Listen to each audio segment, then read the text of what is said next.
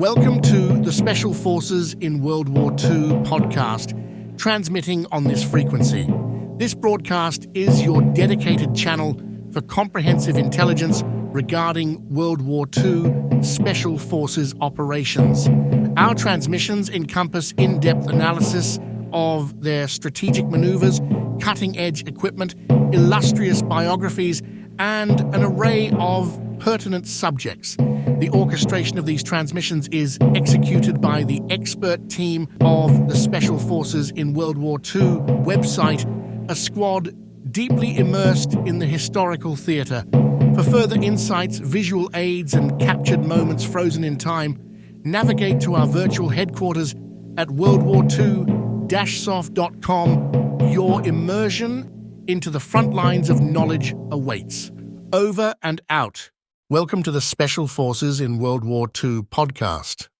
In this podcast series, we're delving into the secretive world of the elite and specialized military units during World War II. In each episode, we'll explore the remarkable missions, the extraordinary individuals, and the unsung heroes from various special forces around the globe. These were the men and women who operated in the shadows behind enemy lines, and often their incredible stories get overshadowed by more well-known narratives of the war. Today, we're stepping into the unknown German mission called Unternehmen Stößer, or Operation Stößer, a covert mission undertaken by Germany. Unternehmen Stößer was part of Unternehmen Wacht am Rhein, better known as the Ardennes Offensive, in December 1944. Unternehmen Stößer was an airborne assault intended to support Unternehmen Greif and Panzer Brigade 150 by capturing and holding the crossroads at Bellecroix-Jalhay N68 and N672 until the arrival of the 12 SS Panzer Division in the Belgium Ardennes. Throughout this podcast, we'll shine a light on the role of the German Fallschirmjäger and the enigmatic Oberst von der Heydte, who played pivotal roles in Operation Stößer. But instead of focusing solely on the sensational aspects, we'll take a more in-depth look at the hidden details and untold stories that often get lost in the grand narratives of history. Join us on this enlightening journey through Special Forces in World War II, Unternehmen Stößer. For more information and loads of photographs and cinematic material about Unternehmen Stößer, visit our Special Forces in World War II website on worldwar2-sov.com. Unternehmen Stößer, December 4th, 1944. Amid the planning of Unternehmen Wacht am Rhein, concerns loom large about the potential threat posed by the significant American forces to the north of the 6th Panzer Army, Field Marshal Model, responsible for Heeresgruppe B and overseeing the offensive operations of Unternehmen Wacht am Rhein, envisions a special operation to counter this threat. Model's proposal calls for an airborne force to be dropped behind American lines in Belgium's Krinkeln-Rocherath region. The mission's objective? To disrupt enemy movements southward, thus securing the northern flank of the 6th Panzer Army. This strategic maneuver aims to thwart potential advances by American forces, safeguarding the offensive's success. December 6, 1944. Hitler, despite reservations about airborne operations due to heavy casualties during the Crete invasion, approves the concept but shifts the drop location to Hoogevenen, north of Malmedy, Belgium. This places the paratroopers deeper within American lines than Model's original plan. The initial drop area raised concerns given the presence of the American 20th Infantry Regiment and 99th Infantry Battalion in Krinkeln-Rocherath. This adjustment aims to position paratroopers beyond the immediate reach of American armored units until a breach can be achieved in the enemy lines. December 8, 1944. Heeresgruppe B headquarters quickly revises operation plans. Securing the Fallschirmjäger unit becomes a challenge, but appointing a commander poses no such difficulty. In December 1944, Oberst der Fallschirmtruppe Friedrich August Freiherr von der Heydte commands the Fallschirmarmee Waffenschule Alten in Alten, Holland. His experience and leadership make him a natural choice for this critical role. That same day, Oberst von der Heydte is summoned to headquarters and briefed on the operation by General Student, his superior officer.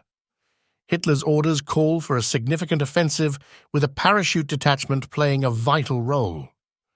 Von der Heydte's task: assemble and lead this specialized force, a Kampfgruppe of Fallschirmjäger comprising 1,000 to 1,200 men for immediate deployment. During the briefing, von der Heydte is led to believe his mission involves parachuting behind enemy lines to support German troops encircling a bridgehead on the Vistula River in Poland. He's given the impression that his force must be ready for action by December 13, 1944, the initial planning date for the offensive. This deliberate misinformation aims to ensure the operation's security and success. Despite his desire to use his own regiment, the 6th Fallschirmjäger Regiment, he's forbidden from doing so as their movement could alert the Allies. However, out of loyalty to their commander, 150 men from von der Heydte's regiment defy orders and join him. The 2nd Fallschirm Corps is instructed to contribute 100 men from each of its Fallschirmjäger regiments, but they send individuals considered inexperienced, misfits, or troublemakers. Because of their unsuitability, von der Heydte returns 150 men to their units. Only a handful have prior combat jump experience, with just 20% of his composite unit qualified for weaponized jumps, necessitating the use of containers. Oberst von der Heydte can't resist too strongly against the troops assigned to him, as he's under scrutiny due to his cousin, Klaus Philipp Maria Schenk Graf von Stauffenberg's central role in the July 20, 1944, assassination attempt on Hitler. The troops receive their equipment and minimal jump training, even though many have never attended jump school. They gather 112 worn-out Junkers troop carrier planes as the Luftwaffe faces a pilot shortage. Many pilots have never operated Junker 52 aircraft, and half have no combat experience. Joint training for pilots and jump masters is absent. Given that this is the first German Fallschirmjäger assault at night and into wooded areas, the preparations are undeniably inadequate and leave much to be desired. December 9th, 1944. The personnel promised to von der Heydte are ordered to assemble at his designated headquarters in Alten, the Netherlands. Von der Heydte systematically organizes this improvised force into a streamlined battle group configuration. The newly formed Kampfgruppe comprises 4 light infantry companies, supplemented by a heavy weapons company, a signal and supply platoon, and a compact group headquarters. However, as is often the norm in military organizations, von der Heydte did not hold overly optimistic expectations regarding the caliber of soldiers he receives. Instead of the best recruits from the parachute regiments, he finds himself dealing with what he candidly referred to as the usual deadbeats and troublemakers, individuals whom battalion commanders traditionally aim to transfer elsewhere on such occasions. He remarks, "Never in my entire military career had I been entrusted with a unit displaying such a lack of fighting spirit. Yet, who willingly relinquishes their finest soldiers to another unit?" Of the contingent that converges in Alten, fewer than 300 soldiers possess prior combat jump experience.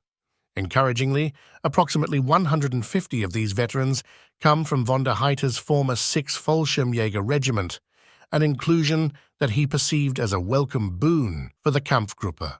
To address the deficit in combat readiness and morale, von der Heydte strategically introduces roughly 150 dependable volunteers sourced from the Alten Jump School. However, it's noteworthy that several of these recruits are yet to undertake their inaugural parachute jump. Although the numerical strength on paper might have seemed sufficient for the impending mission, the reality is that the Kampfgruppe is still a far cry from a seasoned and harmoniously functioning combat unit. Due to the limited time frame available before the commencement of the offensive, the unit finds itself unable to engage in any meaningful training or rehearsal for their upcoming mission. The condensed schedule barely allows for the organization of the different companies and the distribution of necessary equipment.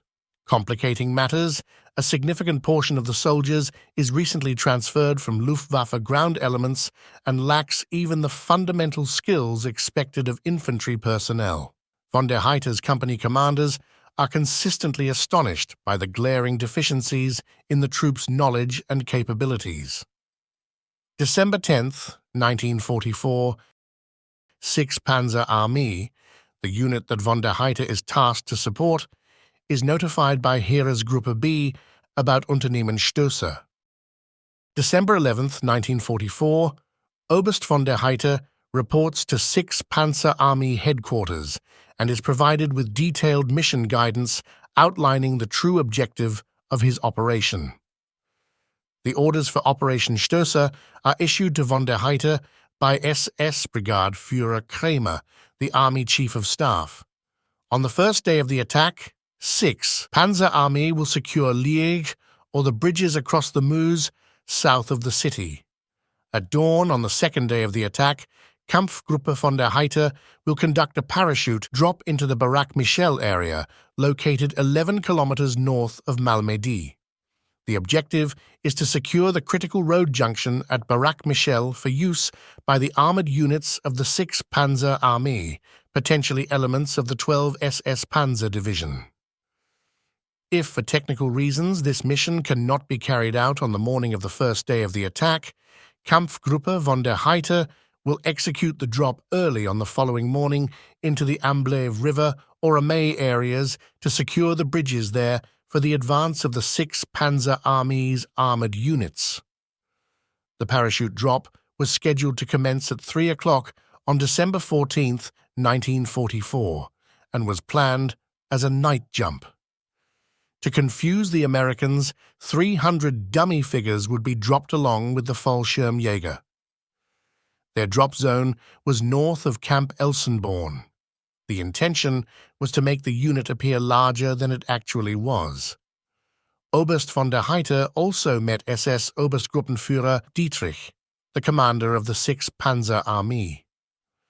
During an uncomfortable meeting in which Friedrich was under the influence of alcohol, he repeated the instructions from the previous day. Von der Heydte was to conduct a dawn jump on the first day, the primary objective being to clear the roads in the Hohe-Sven area for the advancing armored spearhead units. These roads led from Elsenborn-Malmedy towards Eupen. Additionally, they were to impede any attempts by Allied forces to intervene. He also informed von der Heydte that German armored reinforcements would reach his location within 24 hours. When von der Heydte conferred with his commander, Dietrich's headquarters could provide neither photographs nor reconnaissance of the drop zones. In order to avoid alerting the Allied forces, the German command devised a plan to carry out the airdrop without conducting prior reconnaissance or taking aerial photographs. When asked to carry carrier pigeons in case of radio problems, Dietrich replied, "This is an army, not a zoo. If I can run a panzer army without pigeons, then you should be able to lead a Kampfgruppe without them." During their meeting, von der Heydte's inquiry about an estimation of the enemy situation prompted the following response from Dietrich. "I am not a prophet. You will likely discover sooner than I the American forces that will be deployed against you." Later that day, von der Heydte made an attempt to gather additional information from 6th Panzer Army headquarters. However, his efforts yielded limited results. He noted, "We had thoroughly reconnoitered the American front lines, and the enemy's chain of command was well known. Yet we were entirely ignorant of the enemy's strategic reserves and the allocation of his forces within the American communications zone." Von der Heydte's proposal for a personal reconnaissance of the drop zone and target area was subsequently denied due to concerns about jeopardizing the offensive. The operational concept of the mission that von der Heydte designed was relatively straightforward. The Fallschirmjäger would execute a large-scale nighttime parachute assault into a designated drop zone located in close proximity to their target area. Their primary objectives included swift assembly, the securing of a key road junction, and the immediate vicinity. At this crucial road junction, their task was to establish a strategic blocking position spanning the Eupen-Malmedy Road. This maneuver aimed to disrupt American lines of communication to their front defenses. The defensive posture formed across the road junction would effectively impede the movement of enemy combat units attempting to reinforce Southern American defenses. Additionally, it would pose a threat to any flanking maneuvers directed at 6th Panzer Army. The plan also anticipated a junction with units from the North Flank Division of 6th Panzer Army, specifically the 12 SS Panzer Division, by the close of December 16, 1944. The Kampfgruppe's role included the maintenance of their positions for a potential 2-day duration, if required. While this time frame would certainly test the capacities of the relatively small Kampfgruppe, it represented a pragmatic approach considering the circumstances. December 12, 1944. Oberst von der Heydte pays a visit to Model's headquarters of Heeresgruppe B near Bad Münstereifel. Here he attends a high-level gathering.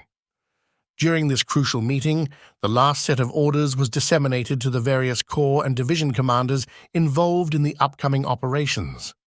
Model specifically tasks Otto Skorzeny with delivering a briefing to the assembled commanders regarding the intricacies of Unternehmen Greif. Upon inadvertently becoming privy to the existence of Skorzeny's Operation Greif, von der Heydte promptly takes measures to ensure a clear demarcation between Skorzeny's forces and his own men.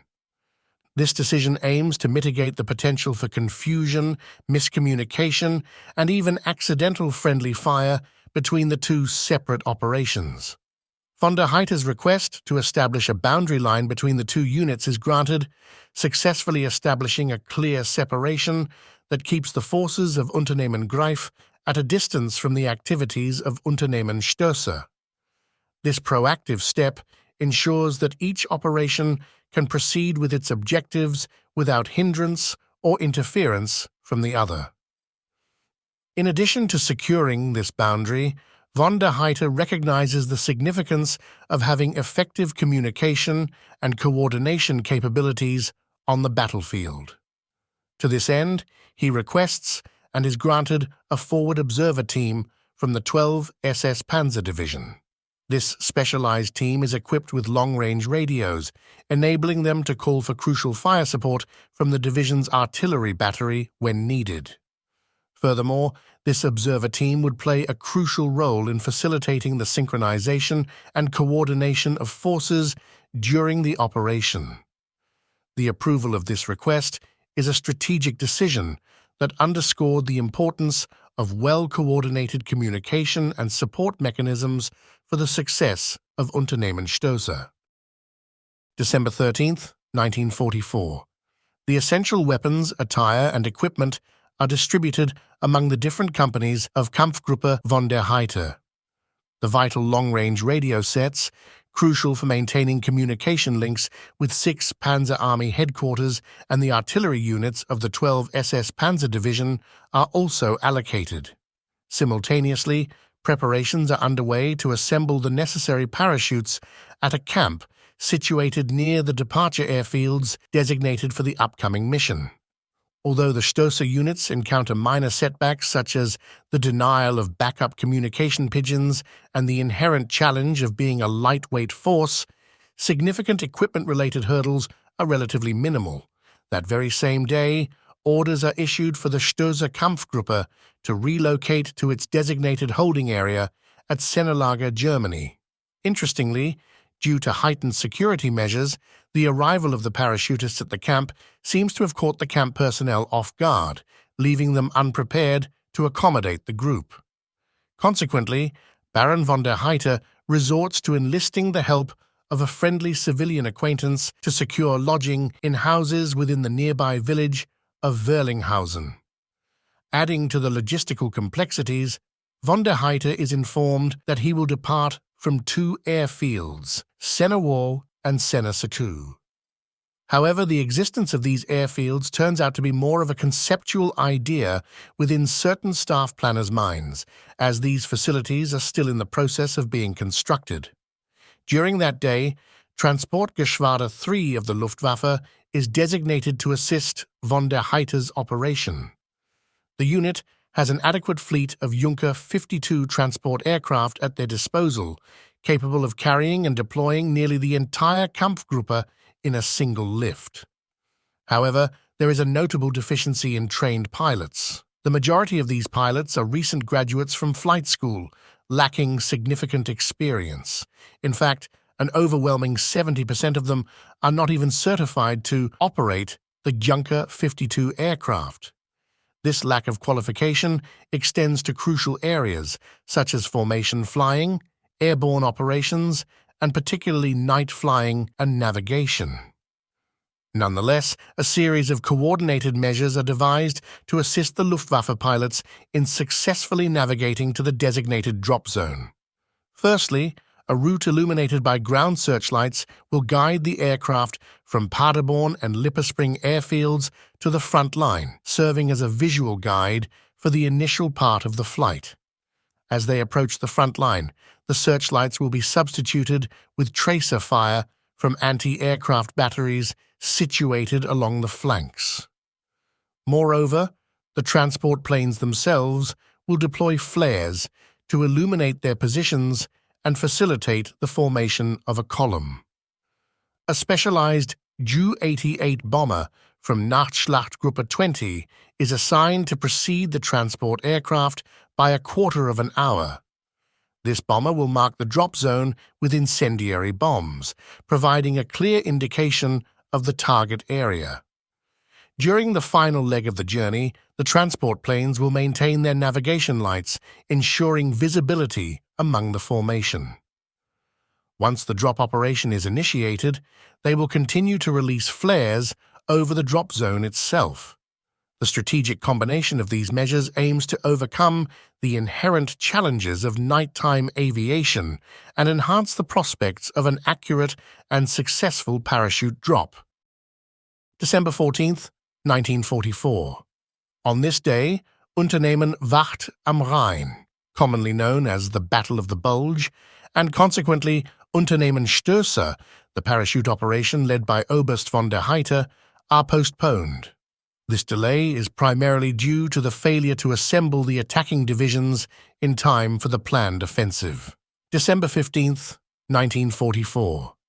Oberst von der Heydte once again pays a visit to the headquarters of General Feldmarschall Model's Heeresgruppe B near Bad Münstereifel. At this point, Model is still asleep, having worked through the night. General Krebs, Model's Chief of Staff, briefs von der Heydte on the attack plans and objectives. The time of the drop, referred to as P hour, is set for 2 o'clock on December 16th, 1944. When von der Heydte expresses serious doubts about the success of a parachute drop, Krebs wakes Model. After von der Heydte relays his report, General Feldmarschall Model inquired whether von der Heydte believes the parachute drop had a 10% chance of success. When von der Heydte confirms this, Model remarks that the entire offensive has no more than a 10% chance of success.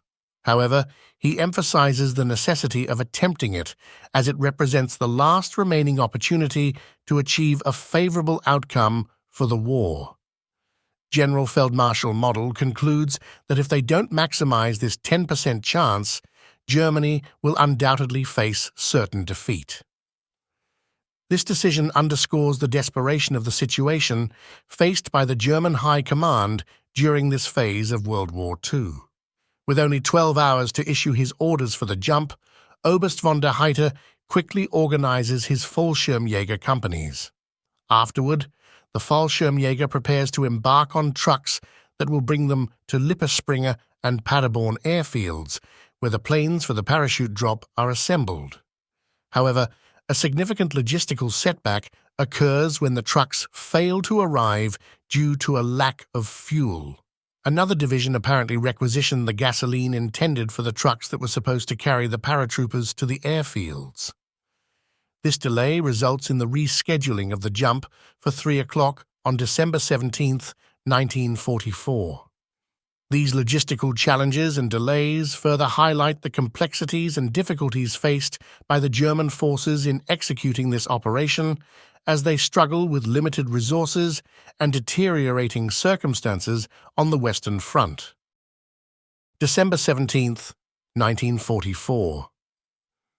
In the early hours of this day, under extremely adverse weather conditions, including a severe snowstorm, strong winds, and thick cloud cover, a total of 109 Junker 52 transport planes take off, carrying approximately 1,000 Fallschirmjäger as part of Unternehmen Stößer. However, more than 150 members of the Kampfgruppe are unable to participate in the airdrop due to insufficient transport capacity. The plan for this group is to make their way overland and join the Fallschirmjäger after the 6th Panzer Army has advanced to their location. As the transport planes cross the Allied lines, they encounter difficulties in maintaining formation. Inexperience among the pilots plays a role, compounded by a strong headwind that many pilots fail to anticipate. Despite efforts to aid the pilots in identifying the drop zone during nighttime operations, these measures have limited effectiveness, especially for the less experienced air crews. German searchlight batteries situated behind their lines provide partial guidance to the aircraft. However, there is a significant gap of 60 kilometers between the last searchlights and the incendiary markers near the designated drop zone. Additionally, the presence of Allied anti-aircraft fire intensifies the dispersal of the aircraft formations, causing several pilots to veer significantly off course. In an attempt to mark the designated drop zone, a Messerschmitt fighter drops flares a few minutes before the scheduled drop time. Unfortunately, only a handful of pilots are able to spot these flares amidst the chaotic conditions. A Junker 88 night bomber from the Nachtschlachtgruppe 20 is assigned to lead the way as a pathfinder. However, this aircraft departs by 3:30 hours, by which time the initial lift of aircraft have already completed their drops. Consequently, numerous aircraft encounter challenges in accurately locating the designated drop zone.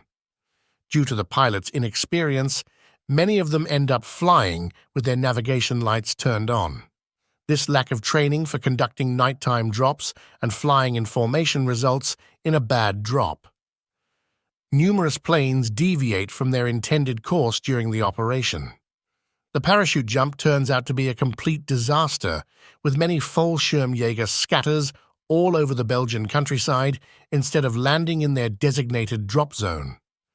The drop zone itself is located in the woods and exacerbated by ground winds of almost 60 kilometers per hour. Normally, German Fallschirmjäger are only permitted to jump when ground winds are less than 25 kilometers per hour. As a result, the casualty rate during the jump exceeds 10%. Some Fallschirmjäger mistakenly land behind enemy lines, some as far as Holland, and others land kilometers away from the designated drop zone. A substantial portion of the signals platoon finds themselves in an unexpected landing situation. They land in front of surprised German Volksgrenadiers just south of Monschau. Alongside them are a communications squad comprising 4 SS men from the 12th SS Panzer Division Hitlerjugend, SS Panzer Artillery Regiment 12, Battery 7, and led by SS Obersturmführer Harold Etterich. This group is wearing a portable radio equipment and face a major setback when their sole radio set they carry turns out to be irreparably damaged upon landing. Regrettably, some unfortunate soldiers land as far as Holland, approximately 80 kilometers away from their designated drop zone. Another rifle company experiences a staggering mishap, mistakenly dropping behind enemy lines about 50 kilometers away from the intended drop zone. Out of the 106 aircraft involved in the airdrop operation, only 35 successfully deploy their Fallschirmjäger over the Hohenvenn area, with even fewer reaching the originally planned drop zone. Of these 35 aircraft, merely 10 managed to release their payloads directly on or in close proximity of the designated drop zone. Out of the initial 1,000 men Kampfgruppe that takes off on December 17, 1944, only around 450 soldiers successfully land within the Hohen-Venn area. Only 100 of them manage to land near the intended drop zone. The harsh weather conditions take a severe toll on the injured, and tragically, some succumb to exposure in the days following the drop. Due to the weather, some Fallschirmjäger who lose their lives remain undiscovered until the spring thaw several months later. Due to the widespread scattering of the parachute drop, the Americans spot Fallschirmjäger throughout the Ardennes region. This misunderstanding leads the Allies to believe that a significant jump involving a division-sized force has occurred. Consequently, substantial confusion grips the American troops. They redirect their resources towards securing their rear areas instead of directly confronting the primary German thrust at the front. As a result, the U.S. 18th Infantry Regiment, consisting of 3,000 men and an armored combat command with 300 tanks and 2,000 men, are deployed for several days in search of the presumed German force. It's noteworthy that Colonel von der Heydte, recovering from an accident, is the first to parachute from his aircraft and reportedly lands in the correct drop zone. Despite his precautions, which included using a captured Russian triangular parachute known for its stability during descent, von der Heydte still injures his right arm during the jump. Upon landing, he initially gathers only 6 other Fallschirmjäger who have also successfully landed in the designated drop zone. Leading this small group, Oberst von der Heydte proceeds towards the designated objective area, specifically the Barak Michel crossroads. By 5 o'clock, approximately 25 men have gathered at the objective site. By dawn, only a meager number of Fallschirmjäger manages to rendezvous with their commander at the assembly area near the fork in the Eupen Road, just north of Monterigi.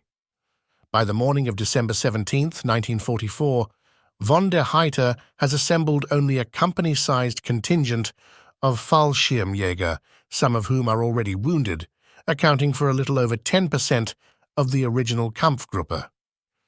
Given his limited force available for action, von der Heydte organizes a defensive perimeter within the woods. He dispatches small patrols to gather intelligence, sets ambushes for any encountered American units, searches for their missing weapons containers, and attempts to locate other stragglers from his unit. As jumping with weapons using the German fabricated parachutes needed special qualification, most Fallschirmjäger in von der Heydte's force jumped without their weapons being transported in special containers which are dropped alongside them. However, due to the loss of most weapon containers during the chaotic drop, a significant number of Fallschirmjäger find themselves without their weapons. Von der Heydte, isolated approximately 15 kilometers away from the German ground forces, finds himself without any means to establish contact with them. In an attempt to establish communication, he dispatches reconnaissance patrols to seek elements of the 6th SS Panzer Army. Unfortunately, many of these patrols fail to return, and those that do are unable to make successful contact.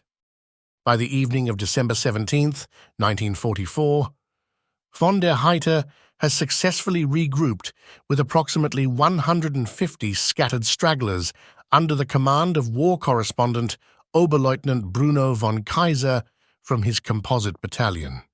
However, they still lack a cohesive and effective fighting force. They are devoid of support weapons, lack fire support, and have no means of radio communication. Faced with these limitations, von der Heydte makes the decision to maintain a low profile throughout the day while continuing to dispatch small patrols. However, it has become too late to execute the originally planned operation of blocking American reinforcements. Instead, von der Heydte and his group construct a defensive perimeter in the woods, located 3 kilometers northeast of the crossroads. Later in the evening, 3 Ju-52 aircraft take off from Senelager Paderborn airfield at 19 o'clock, heading for the Ardennes. This operation is intended to provide the Fallschirmjäger with additional provisions, including food, ammunition, and the 36-man heavy platoon. Unfortunately, this effort also proves to be unsuccessful, yielding limited results. December 18th, 1944. To avoid detection by American forces, von der Heydte makes the decision to relocate his main body approximately 3 kilometers north of the crossroads during the early hours, taking cover within the dense forest of the Hertigenwald. Although some junior leaders suggest launching an immediate attack to disrupt the roads with the available forces, von der Heydte chooses to persist with reconnaissance and ambush tactics. Facing a severe shortage of heavy weaponry, a mere quarter of his initial force remaining, and only enough ammunition for a single significant engagement, von der Heydte opts to exercise patience and wait for a more opportune moment. As a result, the main force of German Fallschirmjäger conceal themselves within the woods, unable to intervene as the reinforcements they are meant to impede carried on without hindrance. During a patrol, a group of Fallschirmjäger find themselves in a nerve-wracking situation. They have to seek refuge in a ditch when a substantial convoy of American vehicles passes by. This convoy happens to be from the American 1st Infantry Division. Fortunately, the Americans mistake the German Fallschirmjäger for fellow Americans, and the passing American forces simply wave at them in a friendly manner. Throughout their patrols, the German forces managed to capture a small number of prisoners, including a motorcycle dispatch rider who happens to be carrying the operational orders for the U.S. Army's Desert Airborne Corps. Regrettably, the German troops lack the means to transport or detain the prisoners, so they make the decision to send them back to the American lines alongside their wounded comrades. Von der Heydte, recognizing the name of Major General Maxwell Taylor, commander of the 101st Airborne Division on the papers, personally writes a note to him, appealing for the compassionate care of the wounded Fallschirmjäger. He writes, north of Montrigi. To General Taylor, commander of the 101st Airborne Division General, I herewith send you 6 American soldiers whom we have captured and a few German soldiers from my regiment hurt during the landing. You will remember me. We have fought against each other at Carentan and in Holland. At Carentan, you asked us to surrender. I now ask you to please treat my jump casualties as well as my regiment treated casualties of your division, as you will well know. Respectfully, Freiherr von der Heydte, Oberst and commander of a paratroopers regiment. During the night, a solitary Junker 88 bomber attempts to airdrop supplies to the Stößer force. However, only a few of the Essenbomben containers are successfully retrieved, and to the disappointment of the Fallschirmjäger, these containers do not contain any provisions such as food, ammunition, or weapons. The Fallschirmjäger have only a 24-hour ration and are now starting to experience the effects of wintry weather and the lack of sustenance. Meanwhile, American patrols persist in their search for von der Heydte's force, and the scope of the search expands as larger American units join the efforts to locate the German Fallschirmjäger. December 19, 1944, the American forces launch an operation aimed at dislodging von der Heydte's group located northeast of Montrigi. A short but intense exchange of gunfire ensues as the Germans tactically withdraw to the east, resulting in 3 Fallschirmjägers being wounded. Despite the earnest attempts of the Luftwaffe, their efforts to resupply the Fallschirmjägers with essential provisions such as weapons, ammunition, food, warm clothing, and medical supplies prove to be fruitless. The situation becomes desperate. During the afternoon, a search party comprising 8 soldiers is dispatched to locate the missing parachute food containers. Their efforts lead them to discover 2 containers. Unfortunately, these containers only contain ammunition without the accompanying weapons, except for a Panzerfaust. Unfortunately, during the search, 2 of the men are captured, while the remaining members of the search party return empty-handed during the night without any food. Subsequently, von der Heydte comes to the realization that maintaining the cohesion of the Kampfgruppe for more than 1 or at most 2 days is not feasible. The available ammunition for the machine guns will be depleted after a single engagement. Within a day or two, the soldiers will be severely weakened due to hunger and exposure to cold weather. Initially, his plan is to execute a lone engagement aimed at opening the Eupen-Malmedy road, timed to coincide with the advance of the approaching German armored units toward their position, situated within the 6th SS Panzer Army's designated attack zone. However, it appears to him that the offensive of the German armored units has become stalled. He makes the decision to deviate from his original mission and instead attempts a breakout to reach the German lines.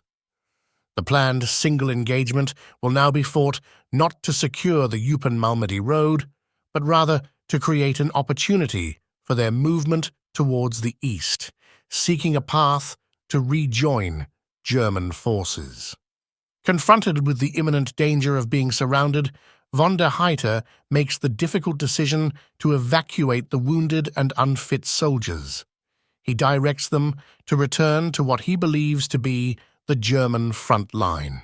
In a bid to escape the encirclement imposed by the Allied forces, the remaining fit Fallschirmjägers are assembled and formed into an assault group. Their objective is to break through the encirclement and regain their freedom. Regrettably, despite their determined efforts, the breakout attempts ultimately prove to be unsuccessful, resulting in significant losses and casualties among the Fallschirmjägers. December 21st, 1944.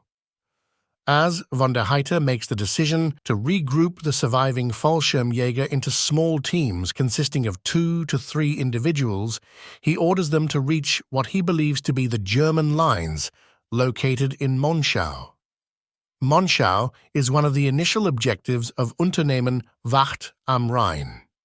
The surviving men are instructed to regroup at the Truppenübungsplatz, the training grounds located in Köln-Wahn, Germany. Here, they will receive their long-awaited and well-deserved Christmas furloughs. Shortly after these final instructions are given, the encampment in the woods is disbanded as advancing American forces press forward into the Königliches Torf Moor, once again firing their weapons. From the east, the sound of approaching tanks from the 3rd Armored Division can be heard along the road connecting Eupen and Monschau. In their haste, some Fallschirmjäger discard their weapons before dispersing into the surrounding woods.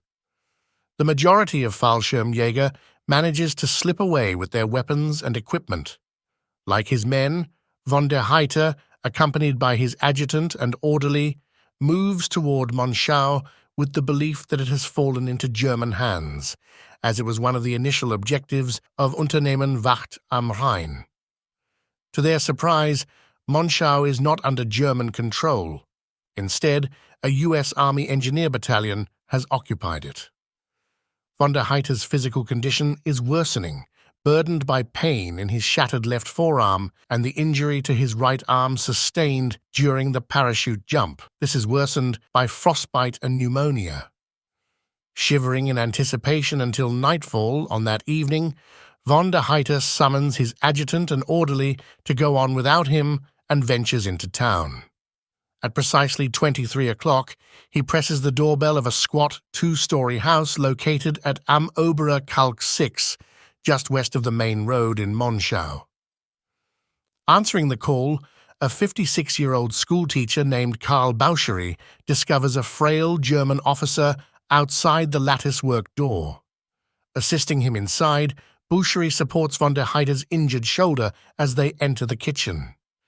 Here, the officer promptly collapses onto the wooden floor. The family gathers around him near the comforting glow of the wood stove. Bouchery, having experienced the trenches of World War I himself, and harboring disillusionment towards both the war and the NSDAP, find a kindred spirit in von der Heydte, who expresses similar sentiments.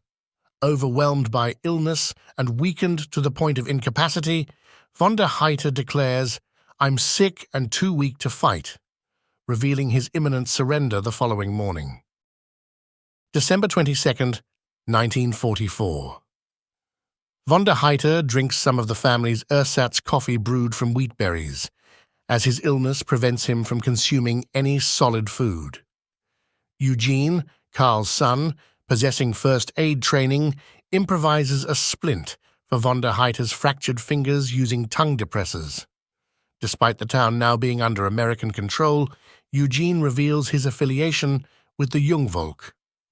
Von der Heydte remains silent and requested pen and paper to write a letter. The 22nd of December, to the American commander of the military government of Monschau, dear sir, I tried to meet German soldiers near Monschau. As I could find there no German troops, I surrender because I am hurt and ill and at the end of my physical resources. Please be kind enough to send a doctor and ambulance because I cannot go further. I lie in the bed of Herr Boucherie and await your help and orders.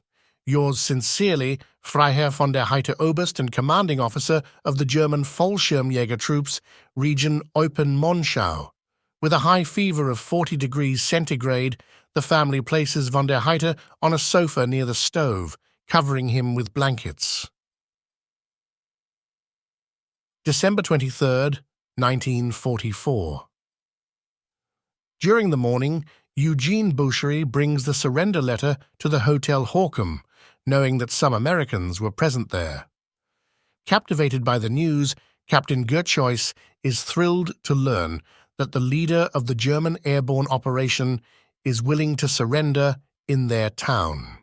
Gerchois hurriedly brings the note to the Monschau Postamt, where the headquarters of the 47th Infantry Regiment, 9th Infantry Division, is situated.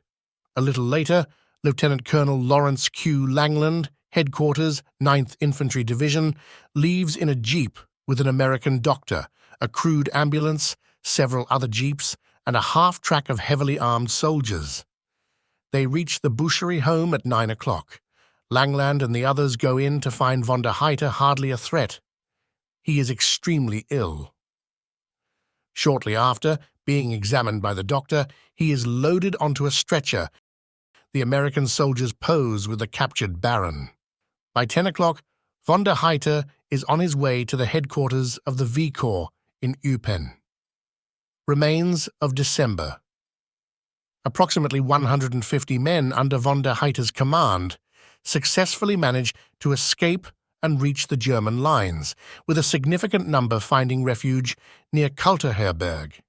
However, many of them are captured, often handed over to the U.S. Army military government in Monschau by local residents. Conclusion. The operation faced substantial challenges, including adverse weather conditions that caused the dispersion of Fallschirmjäger units across a wide area.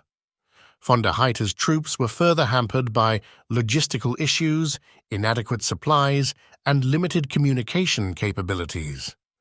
These difficulties prevented the German paratroopers from effectively accomplishing their mission. While Kampfgruppe von der Heydte's mission fails to achieve its primary objective of capturing the crucial crossroads and impeding American reinforcements, it will be inaccurate to categorize Unternehmen Stößer, the final large-scale German airborne operation of the war, as an absolute failure. The mere presence of German Fallschirmjäger infiltrating behind Allied lines induces alarm among both frontline troops and high-ranking commanders. Particularly, the deployment of dummy Fallschirmjäger emerges as one of the operation's most successful facets. These decoy Fallschirmjäger are strategically placed north of Camp Elsenborn, sowing confusion and bewilderment among American forces. The wide dispersion of the Fallschirmjäger across a vast area during the drop, along with isolated units engaging Allied troops, leads to a significant overestimation of their actual numbers.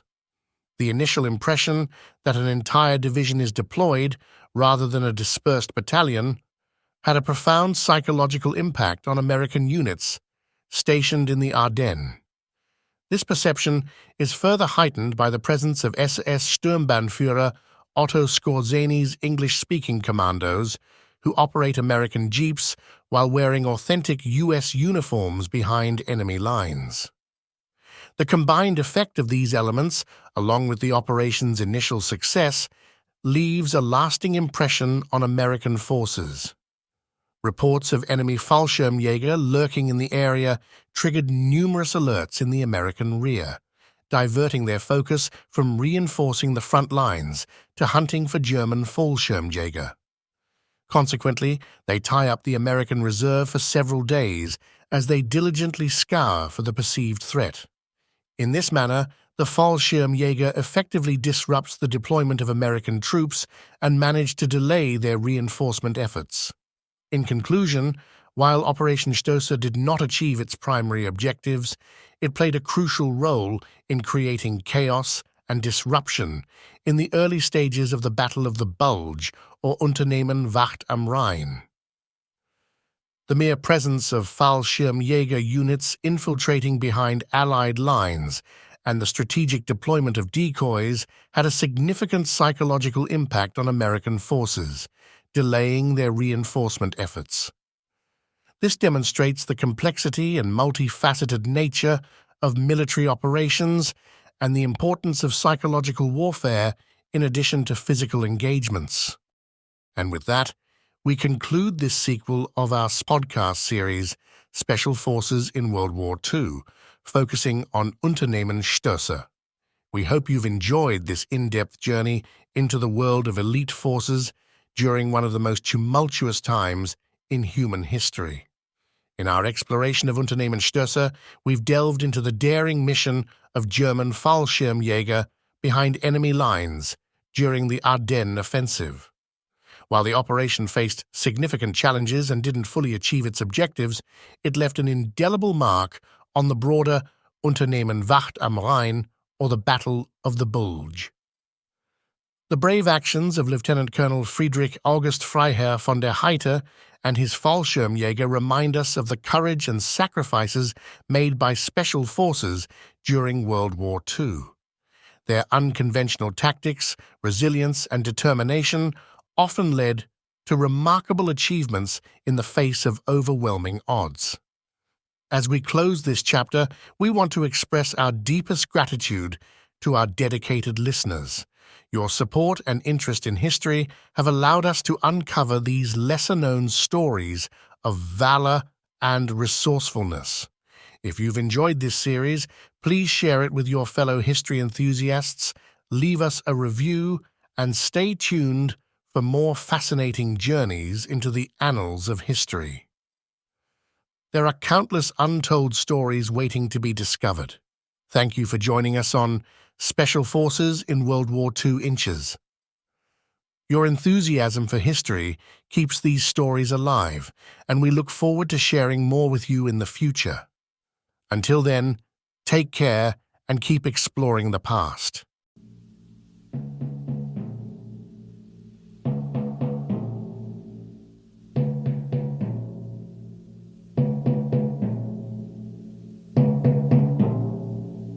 And that concludes this mission briefing, fellow warriors of knowledge.